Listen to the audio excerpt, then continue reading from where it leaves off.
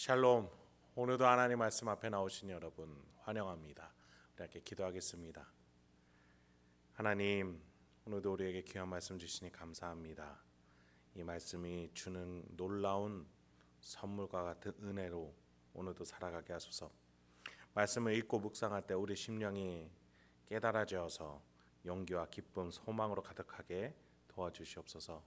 예수님의 이름으로 기도했습니다. 아멘.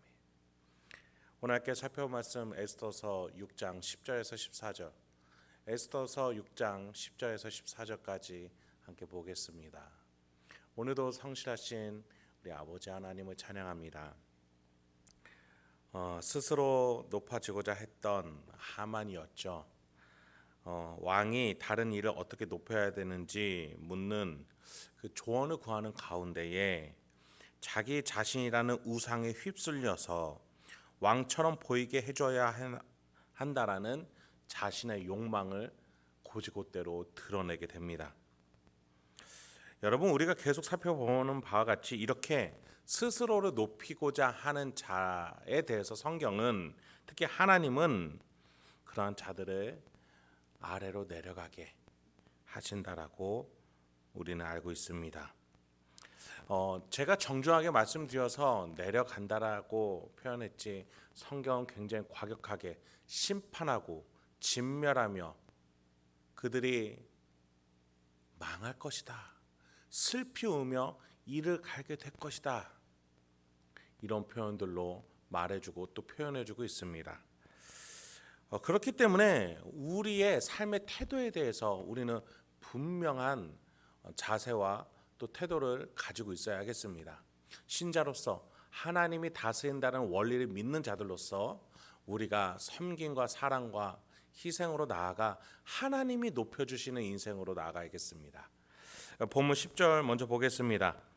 이에 왕이 하만에게 이르되 너는 네 말대로 속히 왕복과 말을 가져다가 대궐문에 앉은 유다 사람 모르드게에게 행하되 물은 네가 말한 것에서 조금도 빠짐이 없이 하라.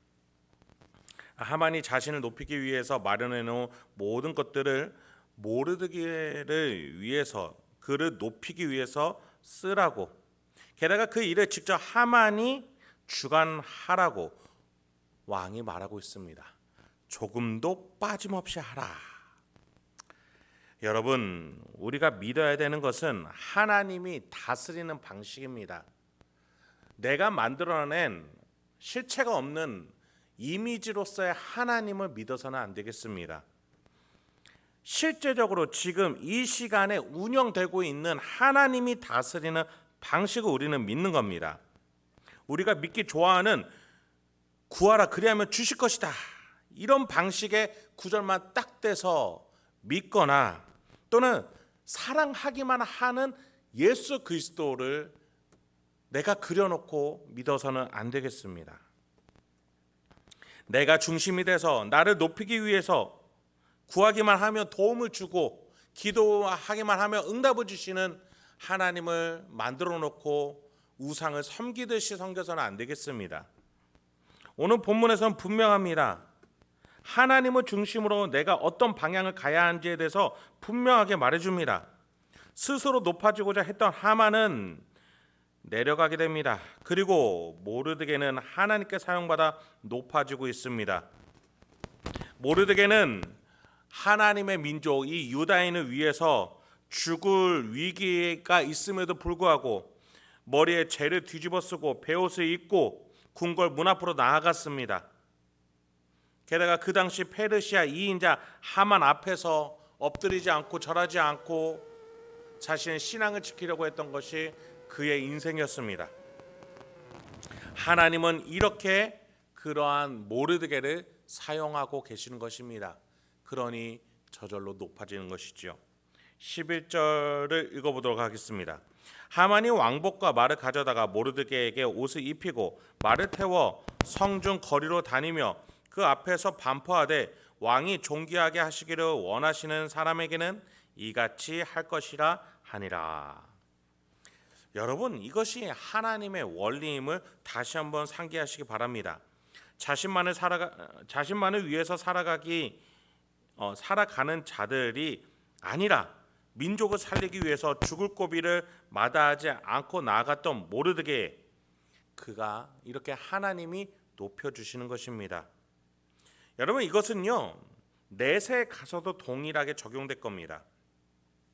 오늘 하루 섬기기 위해서 여러분이 뛰어나갔을 때 하나님은 여러분의 인생을 이 현세에서 높이시는 것뿐만 아니라 마지막 날 저 넷에 가서도 분명하게 여러분을 높이실 것입니다. 그 증거가 무엇입니까? 바로 예수 그리스도입니다. 예수가 이 땅에 가장 낮고 가장 비참하고 처참한 자리에 왔습니다. 왜요? 섬기기 위해서요. 그렇게 섬기고 십자가에서 죽고 돌아가셨을 때 하나님은 예수 그리스도를 가장 높은 자리 하나님 오른편에 앉히셨습니다. 이것이 하나님의 통치 방식입니다. 영적 원리예요. 우리가 믿는 것은 이러한 하나님의 원리입니다. 유다인의 원수이자 모르드게를 죽이려고 했던 하만이 지금 오히려 모르드게를 높이고 있는 본문을 보십시오. 왕이 존귀하게 하시기를 원하는 사람이라고 직접 하만이 외치면서 원수를 통해서 모르드게를 하나님은 높이고 계십니다. 12절부터 13절입니다. 모르드게는 다시 대궐 문으로 돌아오고 하만은 번뇌하여 머리를 싸고 급히 집으로 돌아가서 자기가 당한 모든 일을 그의 아내 세레스와 모든 친구에게 말하매 그중 지혜로운 자와 그의 아내 세레스가 이르되 모르드게가 과연 유다 사람의 후손이면 당신이 그 앞에서 굴욕을 당하기 시작하였으니 능히 그를 이기지 못하고 분명히 그 앞에서 엎드러지리이다. 이 일이 있은 후에 하만이 고통스러워하기 시작합니다. 자신이 살아가는 이 세상의 실체를 안 것이죠. 내가 나를 높이기 시작했던 그 일이 무언가 어그러지고 있구나, 무언가 잘못됐구나. 그러니 가장 몰두하고 집중했던 일이 어그러지니 너무나 번뇌스럽고 고통스러워지기 시작하는 것이죠. 그 전에 모르드게의 사형을 함께 논의했던 아내와 친구들을 불러 모아서 이번에는 의미심장한 이야기를 듣게 됩니다. 능히 그를 이기지 못하고 분명히 그 앞에 엎드러지리이다. 한번 그에게 지기 시작했으니 앞으로도 이제 그럴 것이다. 즉 주류는, 흐름은, 기세는 뒤집어졌다. 여러분, 이전에 모르드게를 죽이려고 하는 암살 모의를 했던 그 그룹이 이제는 전혀 다른 이야기를 하고 있는 겁니다. 그때 청천벽력과 같은 메시지가 도달하게 됩니다. 14절입니다. 아직 말이 그치지 아니하여서 왕의 내시들이 이르러 하만을 데리고 에스더가 베푼 잔치에 빨리 나아가니라. 그 전까지 왕후가 마련한 잔치는 하만에게는 자신을 높이는 도구였습니다. 그런데 지금 두 번째 이 시기에 왕후의 잔치의 초대장은 심판의 장소가 될 것입니다. 스스로 높아지려 올라갔던 자리에서 점점 내려가게 되는 가운데 왕후의 잔치는 자신의 실체가 드러나는 자리가 될 것임을 우리는 그 다음 장에서 알게 될 것입니다.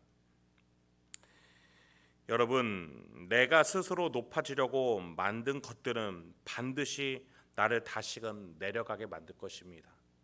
그래서 우리는 오늘 나를 높이기 위한 교만한 것들을 당장 내쳐야 하겠습니다. 그리고 내가 하나님을 사랑하고 내 이웃을 내 몸과 같이 사랑하기 위해서 그 예수님이 가장 큰 계명이라고 말씀하신 그 삶의 방식을 믿으면서 오늘 살아러 또 그것을 삶으로 실천하러 적용하러 나아가야겠습니다. 그것이 믿음입니다. 그것이 하나님을 믿는 것입니다. 여러분, 오늘도 예수 그리스도의 그 삶을 또 하나님의 이 영적 원리의 그 통치 방식을 믿으시면서 살아가시기 바랍니다. 하나님이 여러분과 저의 인생을 책임져 주실 것입니다. 오늘도 저 세상은 내가 나를 높여야 남이 존중한다라고 말을 합니다. 아니요, 여러분, 다른 일을 대접해 보십시오. 다른 일을 섬겨 보십시오. 여러분이 대접받고 섬기고 더 나아가 하나님이 여러분을 높여 주실 것입니다. 오늘도 그렇게 살아가신 저와 여러분이 되길 소망합니다. 함께 기도하겠습니다. 하나님, 오늘도 우리에게 귀한 말씀을 주시니 감사합니다. 이 말씀을 통해서 오늘도 내가 어떠한 삶을 향하여 어떠한 태도와 결정을 가지고 나아갈 것인지 우리 마음 가운데에 지혜와 용기를 허락하여 주시옵소서. 예수님의 이름으로 기도했습니다. 아멘.